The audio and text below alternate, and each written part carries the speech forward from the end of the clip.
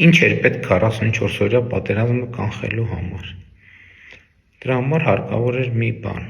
որպեսզի մենք Ղարաբաղի հարցի կարգավորման մեր պատկերացրած լեգիտիմությունը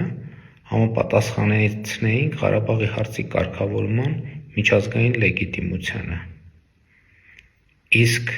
դա գործնականում անհնար էր, ինչու, որովհետև 90-ականների սկզբից Ղարաբաղի հարցի կարգավորման մեր պատկերացրած լեգիտիմությունը եւ Ղարաբաղի հարցի կարգավորման միջազգային հանրության պատկերացրած լեգիտիմությունը ես ուղեծրով իրարից հեռացել էին եւ ճեղք էր առաջացել այդ պատկերացումների միջև։ Եվ այդ պատկերացումները համապատասխանեցնելը եթե տեսականորեն հնարավոր էր, գործնականում անհնար էր, որովհետև մենք առաջին քայլով պետք է ընդունեինք, որ Ղարաբաղը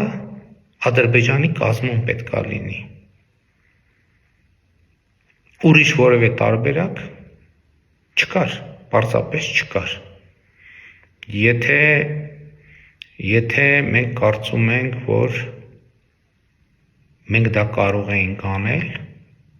18-19 թվականներին, ուրեմն այո, դա իմ սխալն է, որ ես դա չեմ արել։